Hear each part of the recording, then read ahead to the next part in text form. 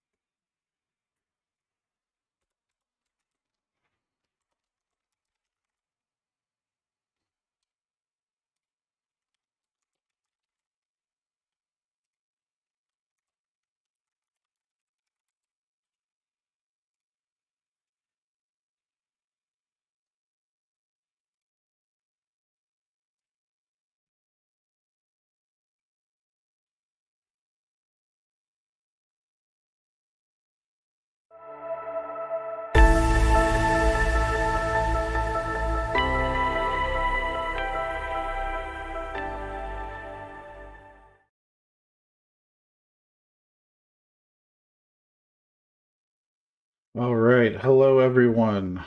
As you can see, we got clouds coming through right now. Hopefully they'll stay out of the way for a little bit, and we'll be able to do a little bit of observing. Just making sure that everything's up and running this time successfully. Was having a little bit of difficulties earlier. Gonna get this flipped around. There we go. So we have some pretty good activity today. We have some good sunspots, some nice filaments coming across here. And of course we have clouds just as we start that are going to completely black it out. Thankfully, it's only partly cloudy, mostly clear today. Earlier in the day it was perfectly clear and we had fairly good seeing. Just trying to get a little bit of solar photography in.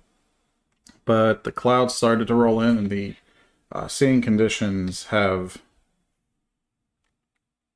diminished greatly. So hopefully we'll be able to see something more than a black screen here. Clouds are moving fairly quickly across the sky, so it should clear up.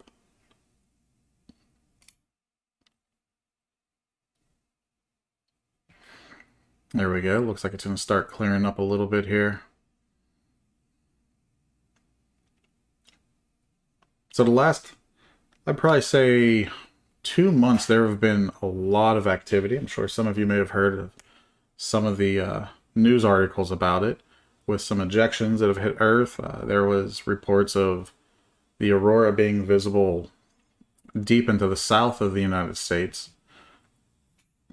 And another ejection just happened recently, but it does not seem to be as significant as the one at the end of April.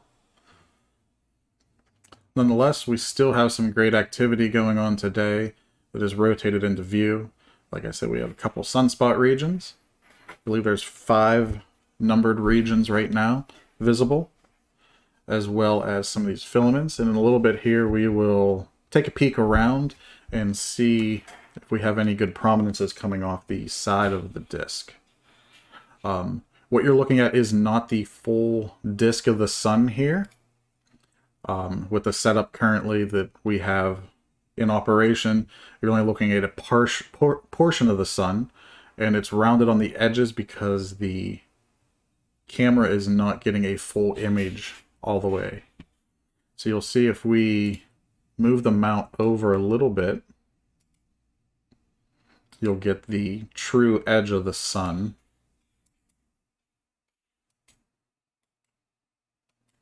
Which will come into view right here.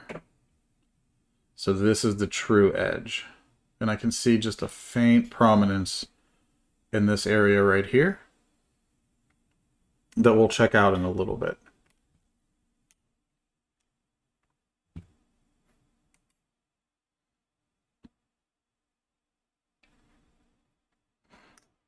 We have some more clouds rolling in, so we might have to wait a little bit.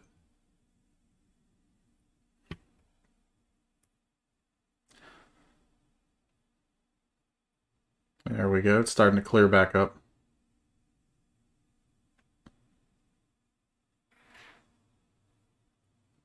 Well, I thought it was going to clear up. Thankfully, they should pass by. Fortunately, I don't have my all-sky camera up and running at the moment, so we can't easily check the cloud situation without actually going outside.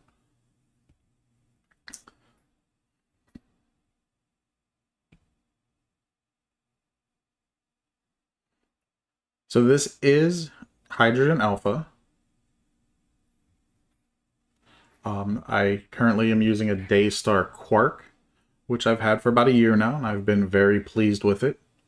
The camera, I'm still using the same camera that I use for deep sky photography. It's an ASI 1600 MC Pro, which is not ideal for solar photography due to its slow frame rate. As you can see right now, I think we're at about 11, 12 frames a second, which is quite slow for trying to do solar photography. Typically, you want something with a high frame rate so you can practice lucky imaging, where you're trying to capture as many frames as possible in a short amount of time to get those clear photos through the atmosphere. As you can see, everything's bouncing around, and every once in a while you'll get a frame that's in focus or close to in focus, where a lot of them are out of focus.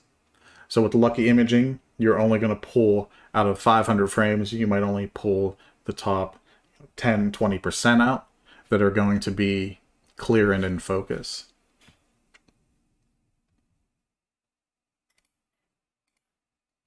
So hopefully everyone can hear me okay.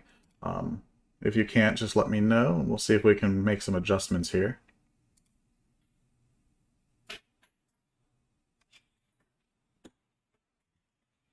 So I think what we're going to do here before the next band of clouds come in, let's up the exposure and go around the edge of the sun here and take a look at any prominences that are in view today.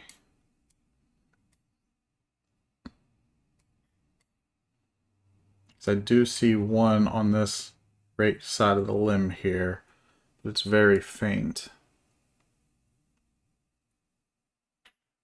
So we're going to bump up the exposure just so we can see the prominences.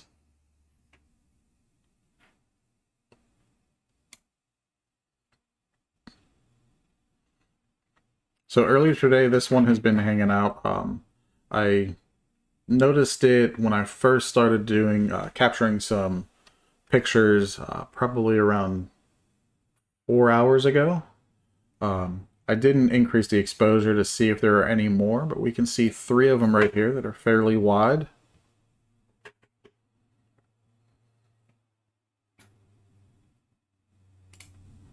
Let's see what we have around the other edge of the sun's disk.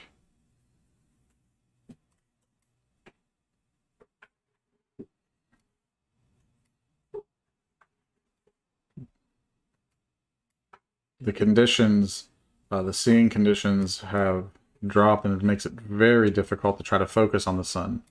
I was talking to my friend earlier, and I was telling him that it's actually difficult to point a telescope at the sun, and he was joking around with me that it's so bright, how is it so difficult?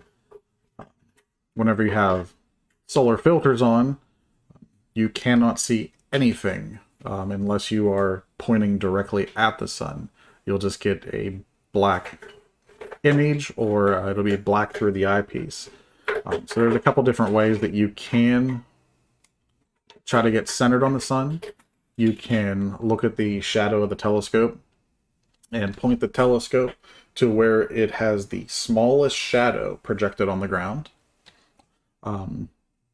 Some people will eyeball up along the dovetail plate, but clearly that's not the safest option, because then you are looking towards the sun without any protective protective gear on. The other option is, and what I typically try to do, is I will set a longer exposure and try to overexpose. That way it will show, and I can do it right here.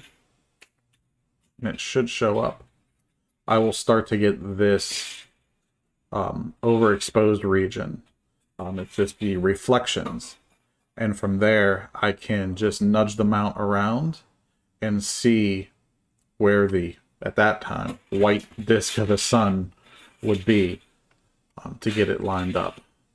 Thankfully, being the mount's permanent, the only time I seem to have problems is first starting up Stellarium to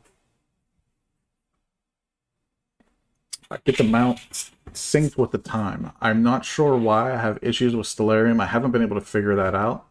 If you watch my last live stream, I talk about that as well. So we also have a couple prominences here. We have a nice filament down here. And these little motes here and here that you can see, those are actually dust motes. Whenever I did switch over to my solar setup, I noticed that I had these motes, and I did try to blow off the camera sensor and any of my optics, but I haven't located the exact point of these two. There's also another one over here. Thankfully, you can easily remove those taking flat frames up.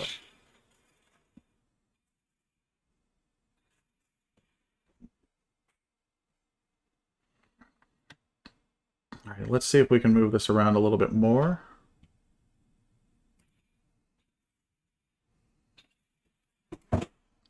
Yeah. And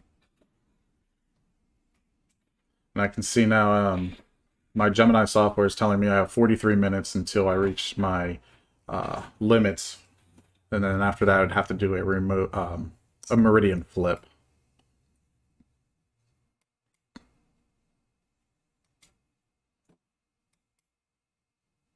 We'll just go around the edge here.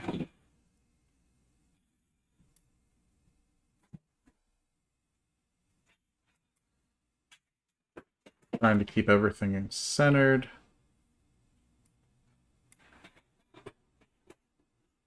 And between the lag of the remote connection and everything bouncing around, sometimes it makes it a little bit difficult. Going to turn down the exposure settings just a little bit.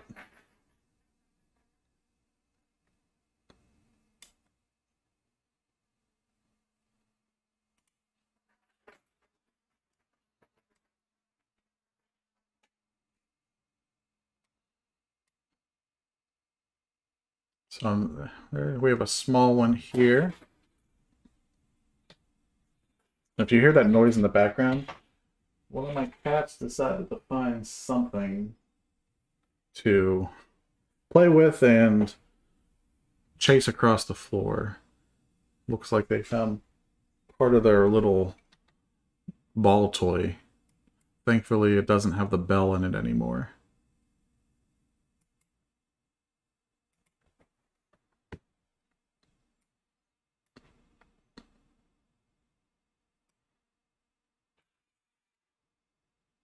Nope, that's the wrong way.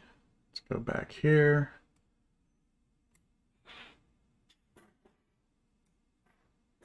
So a couple small prominences on this edge of the limb.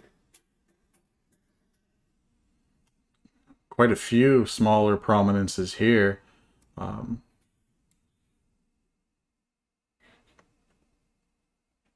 See if we can get some more contrast on those.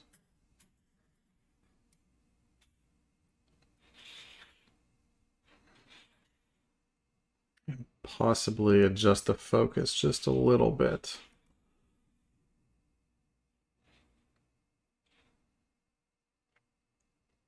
That way, hopefully they'll pop in and out of clarity a little bit better. You can see every once in a while, nice little wisp over here.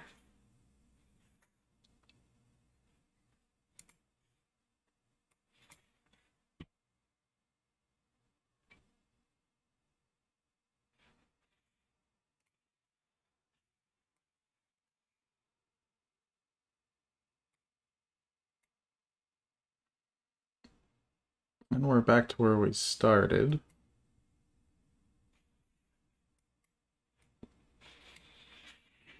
With the two large ones here, as well as the sunspot activity.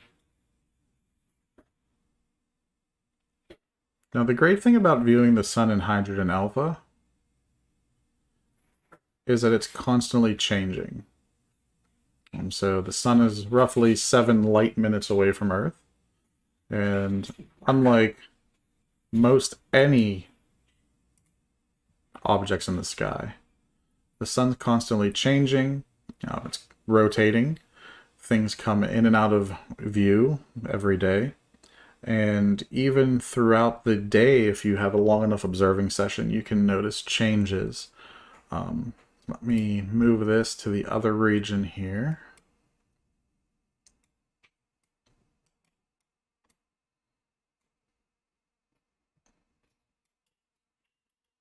Let's see if we overshoot it.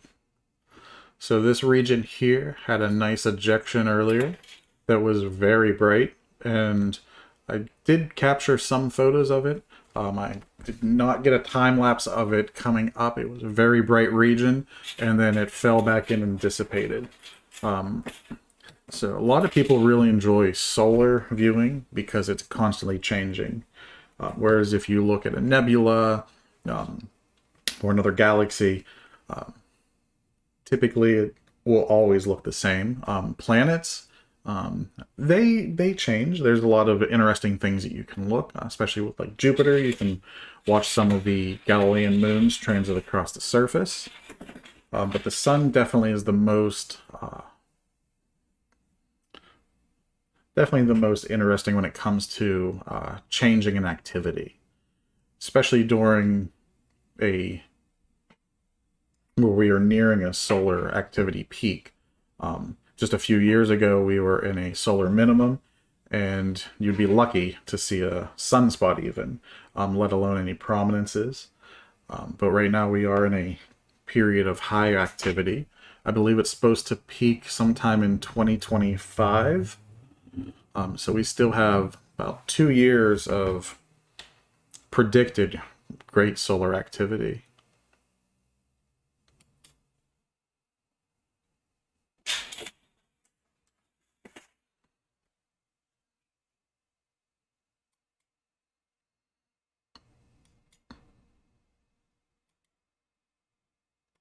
I'll also have to check the photos from earlier to see this filament here, if there was any noticeable changes from earlier.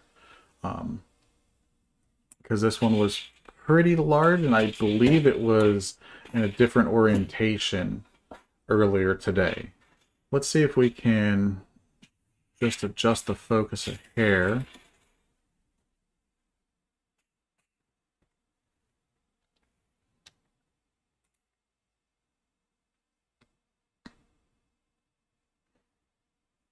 I'm not quite sure if that's getting better or worse. Let's see here.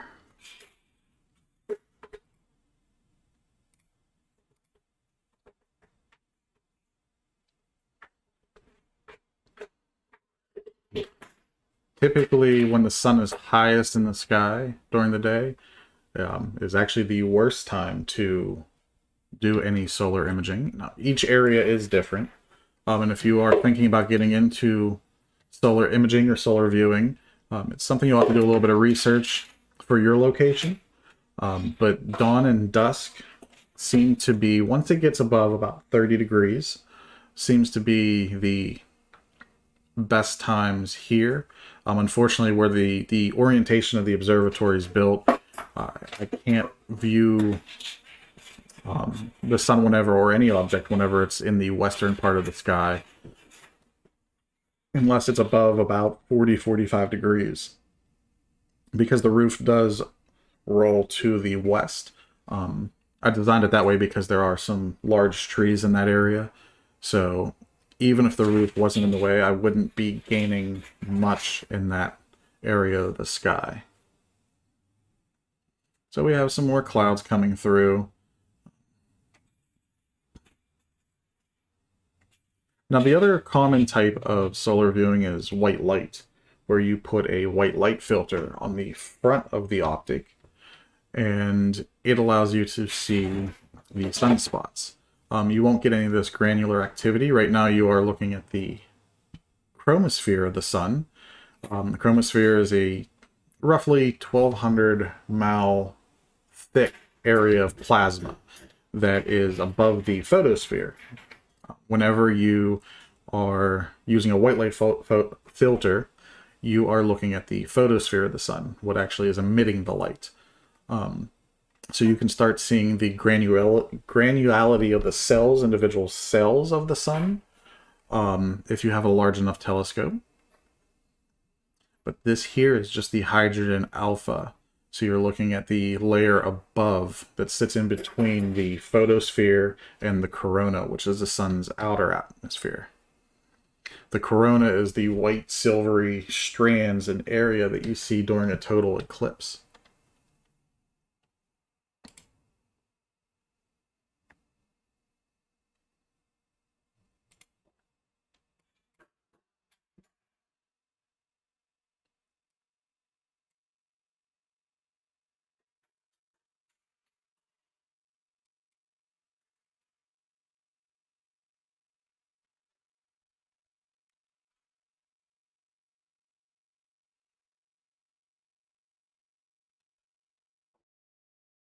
So I believe this region here is sunspot region 3296 and 3293.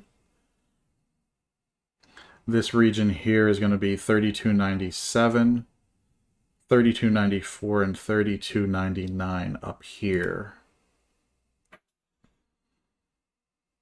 Now, if you look up an image, you'll notice it's rotated and almost mirrored.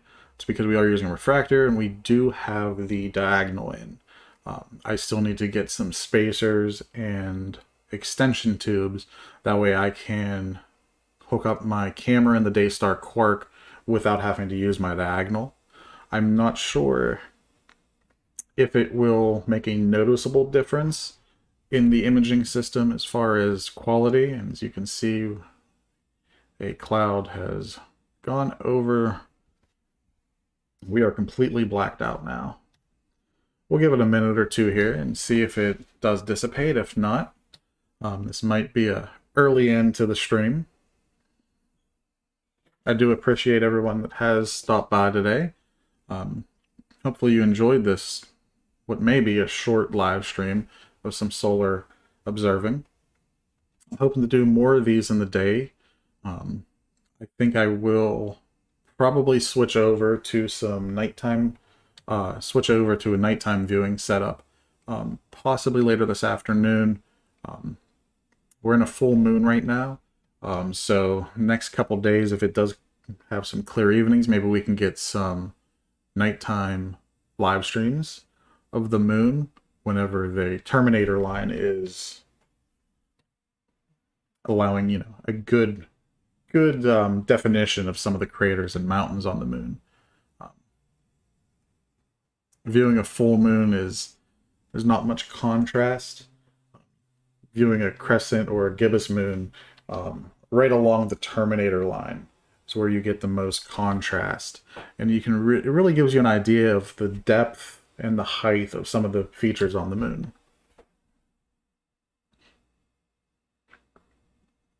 And it looks like we might be clouded out. So it looks like we might have to have an early end to this stream. Looking through just to confirm we have not hit our limit. Because I have, in the past, not paid attention to this and stepped away and come back and realized that, you know, it's not cloudy outside, but the sun's no longer in frame and it's over here blinking that it has reached its limit, which is good. It protects the gear and the mount from running into the concrete pier at the observatory.